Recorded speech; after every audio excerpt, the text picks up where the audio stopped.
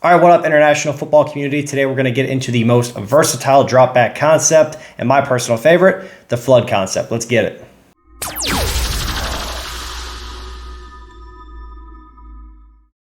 All right, guys, before we get into the video, if you're new to the channel, here at American Football Academy, we're all about developing offensive systems, the whole process, everything you could possibly imagine. We have in our 90-day OC course. It walks you through everything. And when I say everything, I mean everything. So we have a link for that in the description, but let's get to the video, flood concept right now. All right, here we go. We're jumping into the flood concept. Let's get it. So what is a flood concept? Essentially, what we're going to have is we're going to have a vertical route, we're going to have a sail route, intermediate, and we're going to have a short route. So essentially, you just have to have these three things, different levels. We're flooding these with different levels, and that's basically what you need for a flood concept. On the backside, you can really tag whatever you'd like. Most people will have a dig on the backside of this, but it doesn't necessarily have to be that. You could have a backside post if you want, but really, when we think flood concept, we're thinking this side. And this, the way that most systems in all levels of football, the way that it works is this side, this opposite side or backside, however you want to call it, is going to be completely whatever you want it to be. Most teams will say, hey, we're going to tag flood on this side and we're going to tag something else over here, and they're unrelated.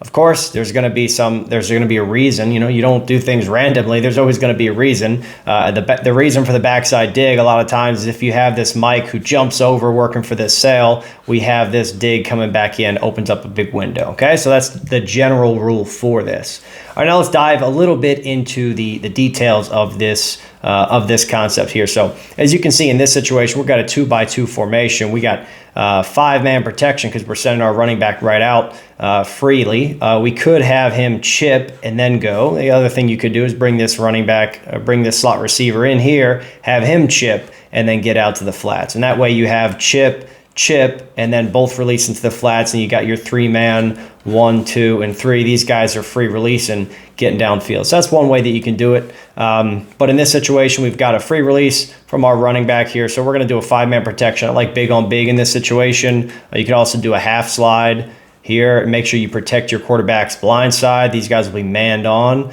right in here. So we're half sliding to the left, man on to the right. If we get any type of pressure in here, we'll be able to take our check down right away, okay?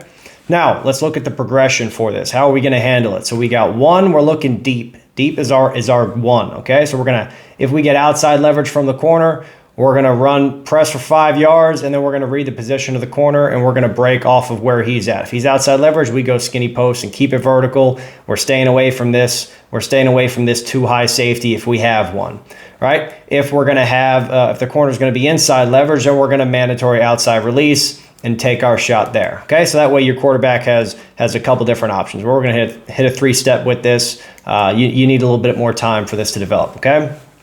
You should always have like a 3-step with a hitch, maybe even a 5-step drop if you want to hit a 5-step drop from gun. 5 quick steps, not 5, not 3 big, 2 little type of thing, but 5 quick rapid steps. Get back here. So if you want to put this up, you can put it up. All right. Second thing, we got the sail route. That's going to be the next component to this. Make sure this is a little bit deeper. Okay. I like to have this broken at 6 steps or 8 steps. Okay. We're going to roll this. So I've seen this done a ton of different ways. The aiming point for this or the ending point for this is going to be really different, depends on what team and what level, and also the speed of this guy. So it's going to be a critical thing. But if you say 8 steps, that's usually going to give the guys a breaking point of 10 yards or so, 10 to 12 yards, and then we're rolling. And then QB friendly essentially just means, hey, we don't want to have this completely drift. If there's a defender and there's any threat, make sure you kind of work back towards the line of scrimmage at a very slight angle to make sure that doesn't get undercut, right? And then we've got our flat route right in here. He's going to climb 1 to 3 yards. Don't get too deep there. All right, backside dig. This is really, I mean, there's no specific thing for this. This could be a speed cut. This could be a hard cut. It doesn't really matter because why? It's the 4-3. You have a ton of time. This could also even be a lazy route. Now let's get into a couple of different variations for this. Okay, so we're going to go with a three receiver side. Now I've seen this done as the vertical here, as the flat, as this, and I've also seen this done here where you got your vertical, on that one. He's running the sail and he's running the out. I've also seen this, so it's kind of like a reverse levels situation where he's got a 5-yard square out and he's got like a 12-yard square out or something like that. All right, then you still have your vertical. Now, another thing you can do is you can always tag an actual post with this. There's no saying you can't do that. And you can also mix and match the responsibility. So instead of having, all we need one deep, we need one intermediate, and we need one short. It could be, hey, we're going to have him run a whip, he's going to run a deep corner, and he's going to run the sail. There's nothing saying that you can't do that, okay? And then again, on the backside, you could do whatever you'd like. Over here, from bunch, okay, this is a really good one. You can hit this however you'd like, all right? Again, we can switch the responsibilities. We can make either one of these guys go vertical. Now, these are all flood concepts. This is the thing that you need to understand, is that these are all flood concepts. All right, it's the same thing. From an offensive coordinator's perspective, you can install one of these versions and then just tag and say, hey, these two are going to switch responsibilities, or these two are going to switch responsibilities, or these two are going to switch responsibilities. And it gets to the same thing. Very limited teaching, but it's going to completely change how the defense sees it. Okay, and also being able to do this from a bunch look versus the traditional wide look is also different. Now, here's where this gets quite fun. Now, we can also run flood on the weak side as well. This is the Y cross. Everyone in the air raid offense knows this one as Y cross. Okay, but it's essentially just flood. It's just another version of flood, right? So here's our deep, here's our intermediate, and here's our short. And we got our backside dig coming in here.